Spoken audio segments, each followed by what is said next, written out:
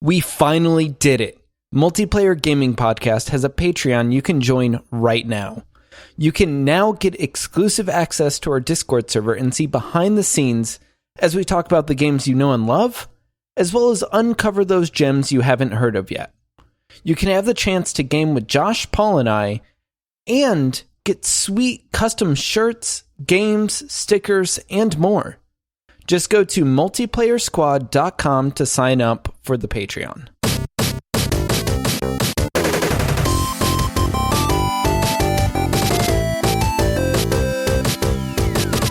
Hello, everyone. You're listening to the Multiplayer Gaming Podcast, a video game podcast that deep dives into different video games, covers gaming news, and of course, sometimes we just take some time to answer a question that no one is asking in our bonus round episode.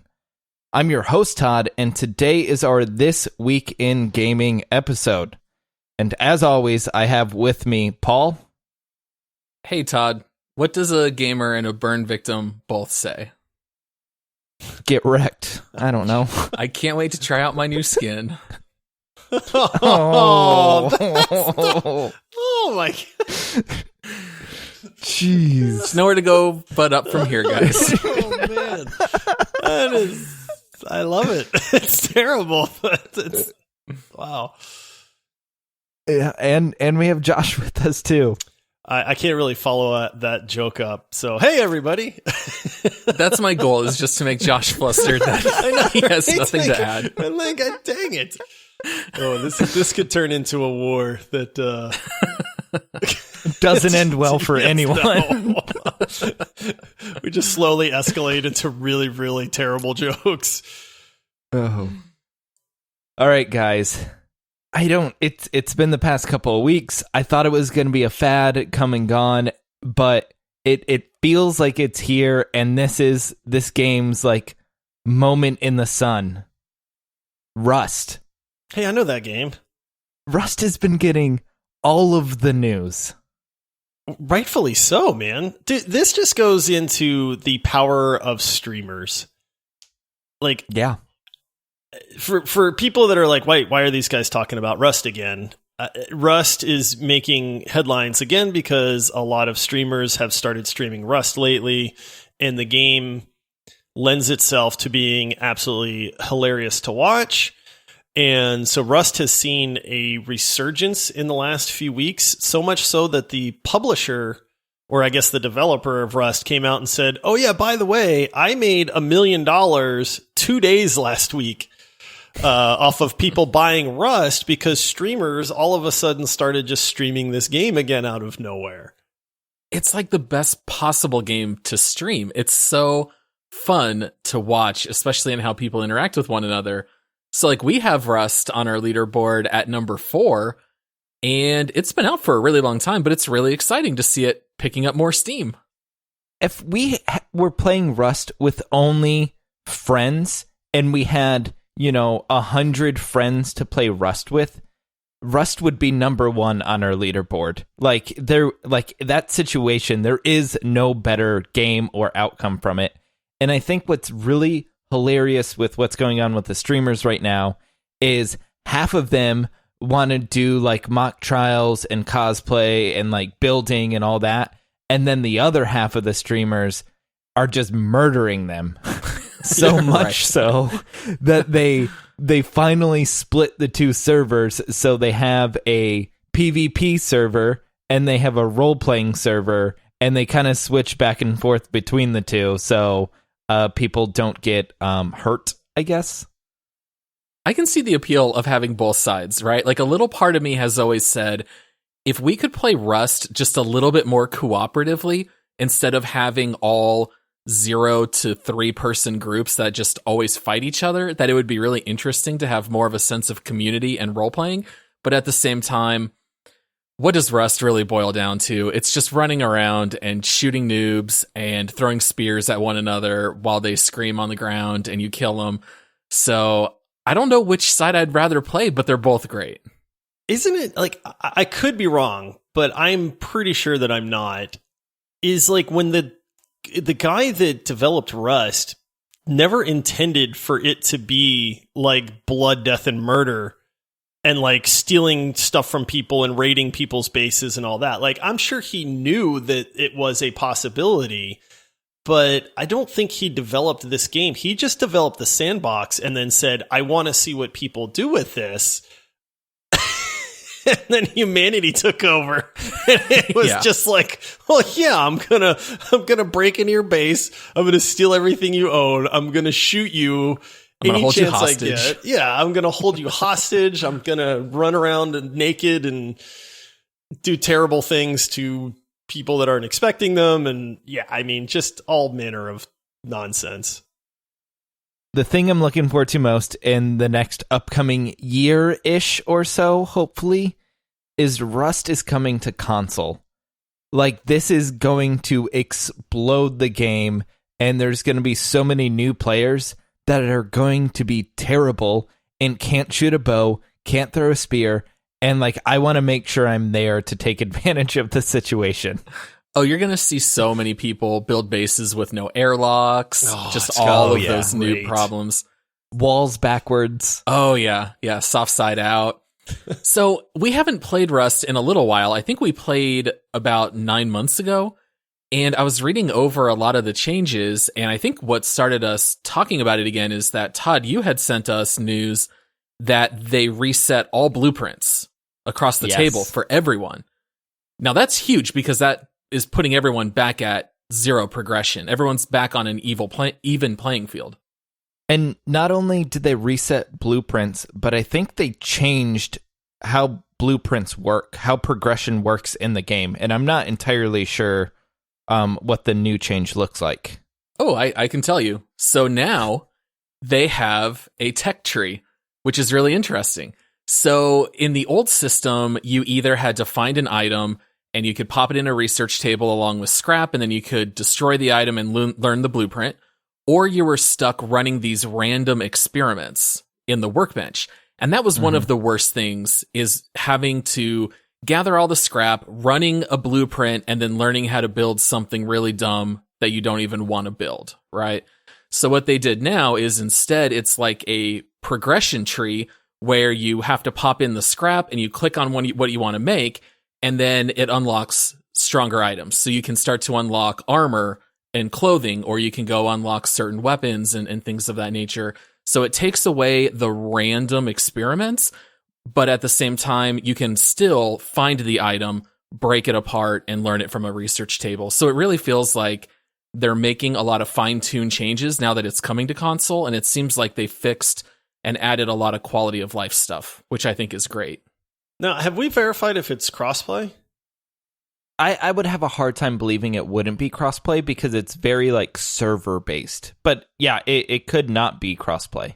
If it is crossplay, that's phenomenal. And even if it's not, honestly, like, the fact that people on console can experience this game and have a good time with it and kind of understand all the stuff that we've been talking about and why it's so high on our leaderboard, fine. I honestly, everybody should have the opportunity to play Rust and experience the highs and lows of society. But the tech tree thing sounds really cool to me. Like, one of my biggest complaints with that game, and honestly, even still, is like, you had to have a guy that would learn all of the blueprints, because as you learned a blueprint, you were guaranteed to not get that blueprint again if you were researching. So we just made Paul like the blueprint guy. And so over time, Paul learned every blueprint, which was great. But if I log in, like, I'm like, Todd, like, can you make a pistol? And you're like, no, man, Paul's the guy with all the blueprints. And so we're complete noobs without Paul there to craft this stuff for us. Like, we know how to play the game, but we can't make anything. So we become dependent on Paul. So if they fix that issue, that is great, because that is honestly one of my biggest pet peeves with that, is it's like, I don't want to go down that progression tree again, because we've already done that with one person and that randomization that you get from researching and stuff like that. So I think it's a great thing that they did if they fix that. Well, one thing that's really funny about that is that coin has two sides. Like, you guys hate having the recipes, And I hate having the recipes because everything takes so long to build, because we sometimes played on modded servers, but a lot of times we'd play on the officials, and the items would take so long to build that we would all work together and go get all this sulfur.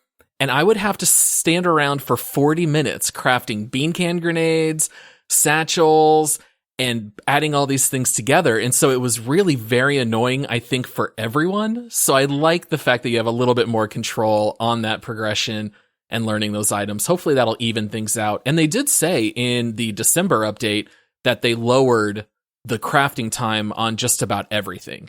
And so I think that is awesome news also.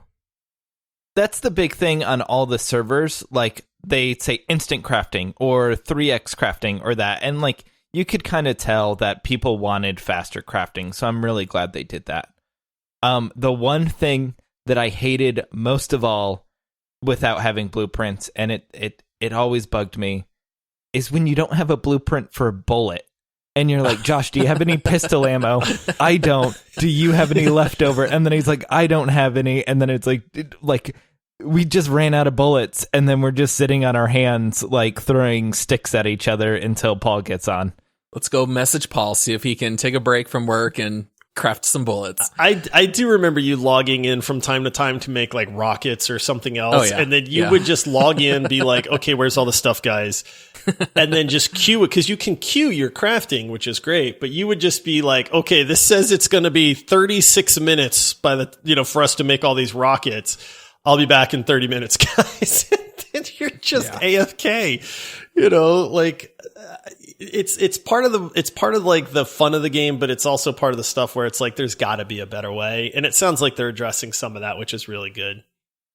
This really begs the question, are we actually going to get back into Rust and play it?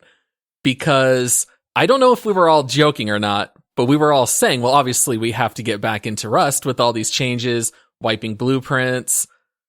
All we have to do is just say, hey, we need to do an updated Rust episode for the show. Mm-hmm. And then we have all the reason in the world to play. Or 2 or 3 episodes, A series on Rust. Because I said, I believe, when we recorded the podcast, I don't know if I actually said it or not, but I remember joking, every 50 episodes, we should just go back to Rust. Because all you have to do is play a few hours, and you have new stories. There's so much to talk about. So we might have to start downloading Rust again. I know there's guys in our Discord server now that would join us. Like, our biggest complaint has always been that it's just the 3 of us. But I feel like now we'd have 5 or 6 people. You know what I mean? And then we could really, really own the server at that point. So I'd be down. That'd be fun. Honestly. Yeah. I'm not going to lie. I'd be down. I have a PC starting Friday, so I'm back to civilized level of the gaming. So yeah, I'm in as well. All right, I'll start the download tonight. Nice. Oh man. All right, moving on from Rust. Guys, I can't believe we didn't talk about this. We took a break from kind of the This Week in Gaming episode, and we missed it, and then we didn't talk about it the past week. But the KFC console. Delicious. Mm-hmm. So delicious. Crispy. Finger licking good. All those herbs and spices.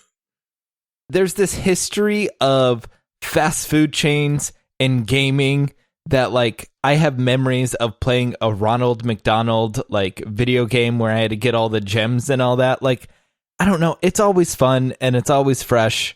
And I think this is hilarious. Like, their messaging came out and they said, guys, guess who won the console wars? And then that's how they released the KFC console, and it was genius. Atari, I'm putting you on blast because this is how you release a console. And I am not even joking. Yeah, you give me delicious fried chicken. Yeah. You want to talk about that? What does this console offer, Josh? It offers a pull-out basket to where you can put in your delicious fried chickens, your potatoes.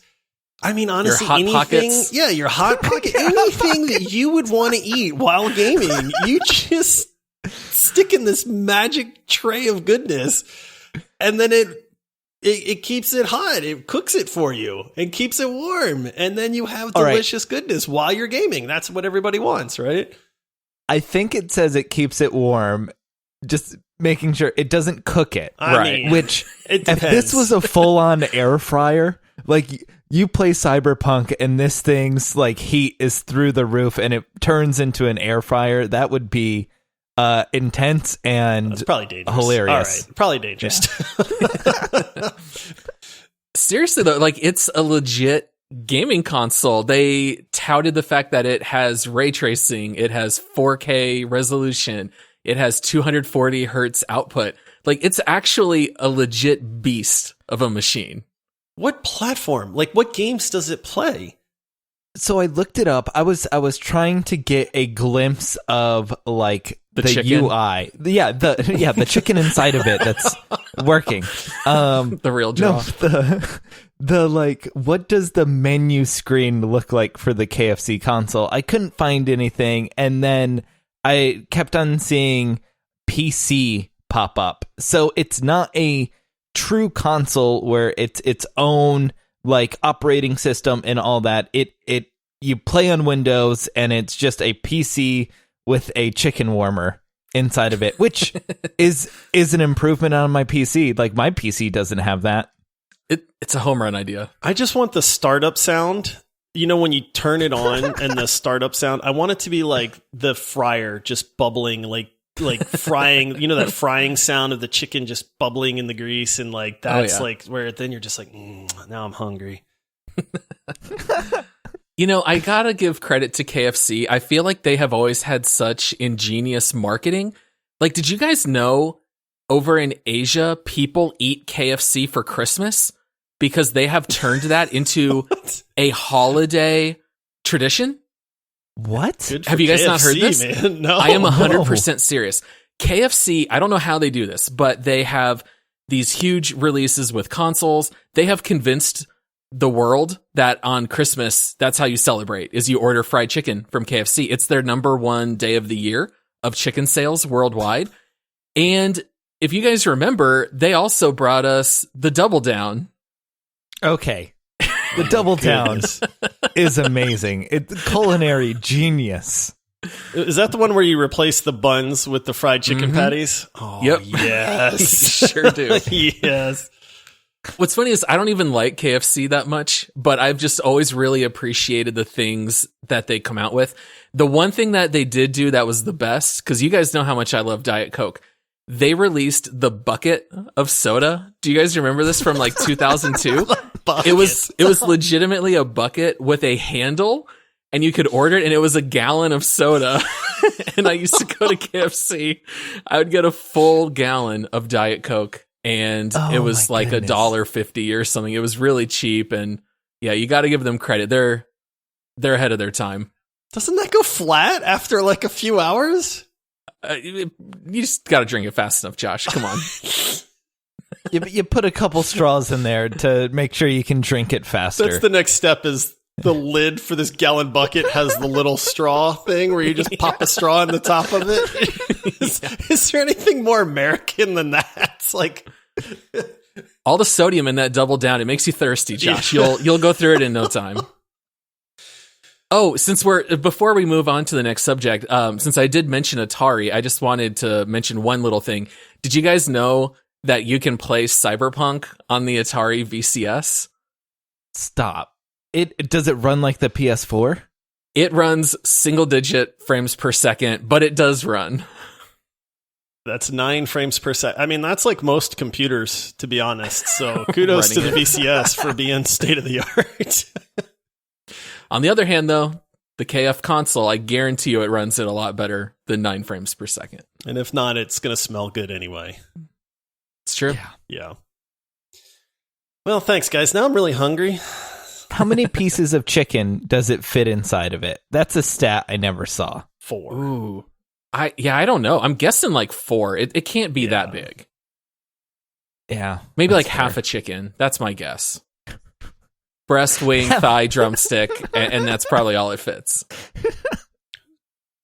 That's a decent size. It is.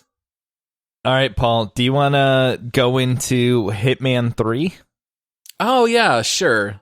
I know that we were chatting a little bit about this earlier. So Hitman 3 is coming out here in just a couple of days. And one of the really neat things that they had shown video of is that Hitman 3 you can actually play in VR on PlayStation. Yeah, I saw this, man. I mean, we're all fans of VR. We all have Oculus Quest 2s and stuff. And so I love that VR is becoming more and more like mainstream, and that developers are even starting to say like, hey, here's our new release. Oh, and by the way, we've got a VR, port or a portion of this as well. And I don't know if you guys saw it, but they have a really cool like VR video. And VR is always one of those things where it doesn't translate as well if you're watching it on YouTube, because you have to experience VR to realize like how immersive and 360 and life-sized everything is. But the one thing that stood out to me in this VR demo that they were doing for Hitman was like, you're in a kitchen. And Paul, you had mentioned this on a prior episode where this is one of the things you love about the series is that there's so many different ways to go about approaching like the game and how you're going to take down your target.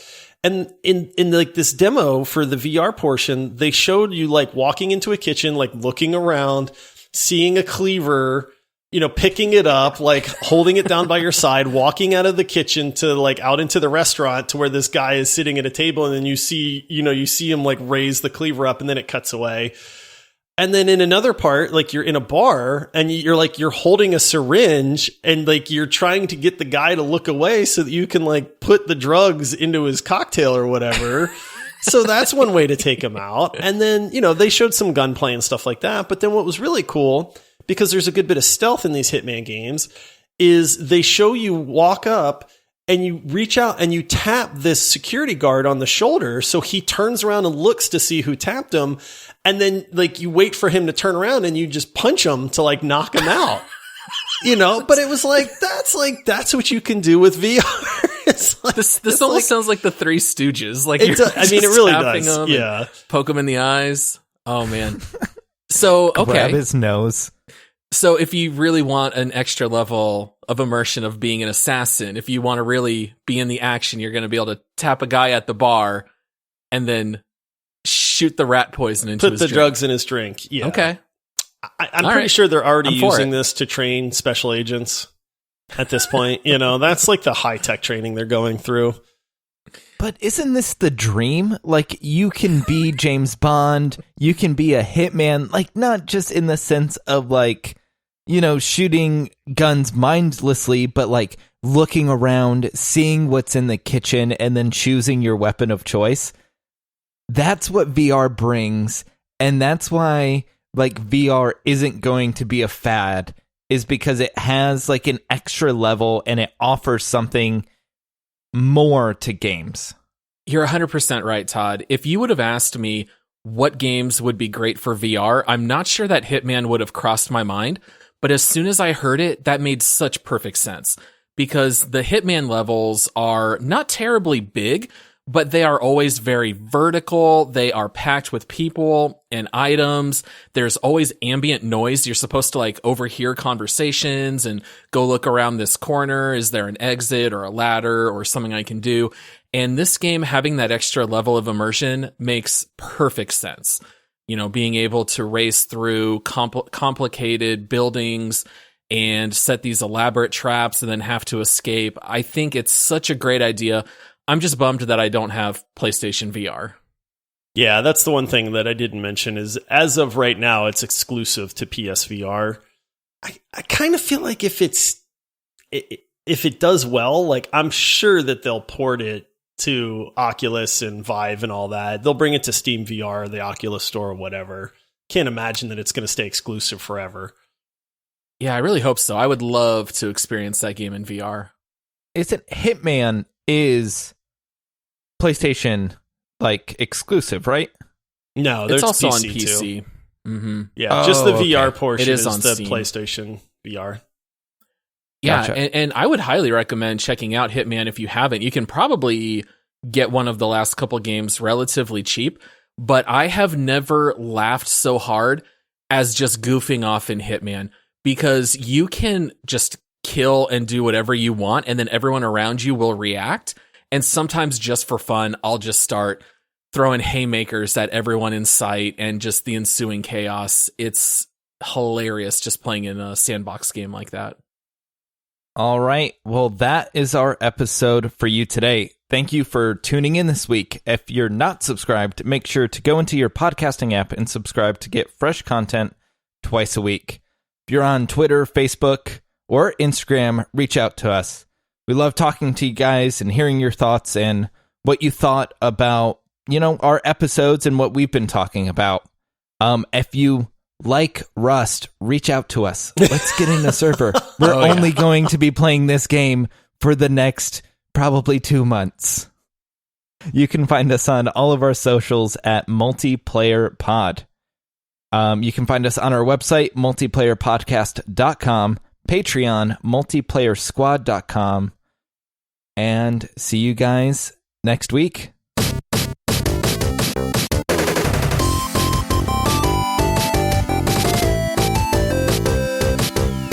Are we really going to start playing Rust again? I'm in. Yes. I'm in. I think it was decided. Yeah.